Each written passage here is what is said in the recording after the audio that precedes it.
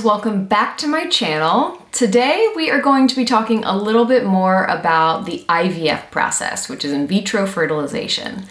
Over the last couple of months, my husband and I have been going through IVF, and in particular, we're going through IVF with PGT.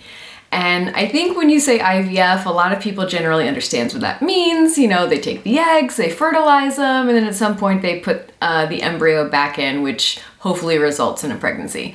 But when you add with PGT at the end, that's when you start to get a couple furrowed brows, and people don't really know what that means. So I thought I'd come on to share a little bit about my experience and what PGT is and how you can get through the dreaded 2-week wait. So PGT stands for pre-implantation genetic testing. And what that's used for is to test the embryos before you put them back into the uterus to make sure that they are healthy. So they either don't have a chromosomal abnormality, which is PGT-A, or in a case like mine where I carry a genetic disease, you can use PGT-M to identify if the embryo has that genetic disease. So it's incredible for somebody like me who carries Wiskott-Aldrich, or maybe somebody who has a breast cancer gene mutation, or really anything like that, cystic fibrosis. PGT-M is able to really go straight to that gene in the embryo and tell you if there's a mutation there or if the embryo has a genetic disease. It's kind of amazing that they can do that, and I think it gives people like me really a peace of mind knowing that you're not going to pass that genetic mutation or that genetic disease onto the future generation, onto your family, and you can really have it stop with you. So it's an incredible opportunity for people to not only be able to go through the IVF process, but have this added layer of protection, knowing that when they transfer that embryo, that very likely it is going to be a happy, healthy baby at the end. So I want to first show you what it was like to send those embryos off to the lab. My first time around, we didn't have the statistics that I really was hoping. We had 34 eggs retrieved, and at the end, by the time they had gone through the fertilization process and making it to blastocyst, all this crazy details that happen with IVF, we only had 3 embryos that we sent over for testing. And in a case like mine, it's particularly difficult because a lot of embryos have what's called chromosomal abnormalities. So they're either missing or they have an extra copy of a chromosome.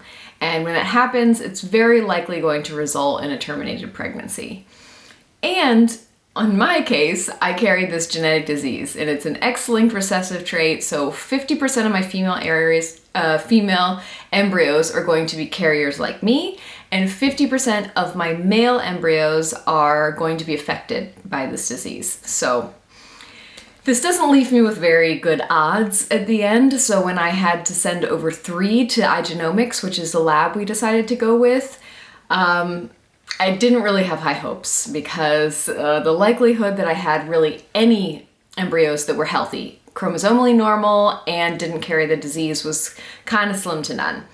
But we got very lucky our first round, and we had 1 embryo that made it. So that embryo is sitting at Shady Fertility, and we decided that we wanted to go through another round because Christopher and I want to have multiple children, and so that means we need multiple embryos. Anyways, we went through another round of IVF, and we retrieved eggs, they fertilized them, and we had a hell of a lot better numbers. So I am going to let you see the video that I made right after getting the call telling me how many of those embryos were headed over to Igenomix for testing. And I'm gonna give you a heads up, I look nothing like I do here. I have been a couple weeks out now from IVF, my skin is cleared up, I'm feeling like myself again, but back then it was really 5 days after the IVF process. So I was a wreck. See for yourself. Here we go. All right, so this is real life. As you can see, this horrible breakouts that I'm having all over my face. Very likely from the hormones. My body does not react very well. Once I get on them, clears my skin up perfectly. But the second I get off of them, it wreaks havoc. So this is my reality right now, but I am hopping on because I just got the call from Shady Fertility. about my blastocyst numbers, and if you can't tell from my big stupid smile, we had 14 eggs fertilized and 9 of them made it to blastocyst. Trying to get emotional. Last time we had 34 eggs retrieved, only 15 of them made it to fertilization, and then we only got 3 ones that made it to blastocyst. So this is a huge relief for me. All of the feelings that you get, like, oh, my body's not working, I didn't do the right thing, I didn't eat the right thing, I had alcohol, I had caffeine, you know, all these like silly things that you beat yourself up for. I tried to really do it right this time. Low stress, no alcohol, no caffeine, just to really put myself at the best possibility for success. And to have such a great number, and 9 of them going over to genetic testing at Igenomix is so amazing. So we went from 3 to 1 healthy one. So, I mean, if we went from 9 to 3 embryos, that would be fantastic and really put us in the position that we'd like to be in to start, you know, big family going through all of this. So I'm relieved. I am super happy. I just called my dad. I called my stepmom. I called Christopher. He's really relieved. So we are now praying for our 9 little embryos to be able to make it through this genetic testing, and hopefully as many as possible are chromosomally normal and don't carry the Wiskott-Aldrich gene like I do. So I'm happy. As you can see, I was elated having 9 embryos that were headed to genetic testing with Igenomix. It was such a huge relief, because having that result of 3 was really a letdown. Knowing that I had 34 eggs that were retrieved and to only have 3 embryos at the end of the day, it sucked. I had a bit of a mental breakdown. I'll show you. I'll add that clip in here too. So I'm finally having my mental breakdown over all of this. The doctor just called and said that they were able to freeze 3 embryos. There's a couple more that are still potentials for tomorrow, but not likely. And I'm just feeling really discouraged, because based on our genetic testing, you know, we maybe have 1, 2 with statistics. So, and I just sobbed,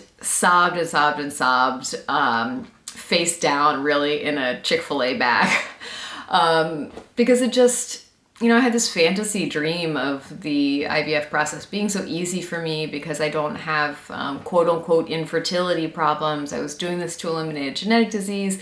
I'm young in IVF terms. But you know what?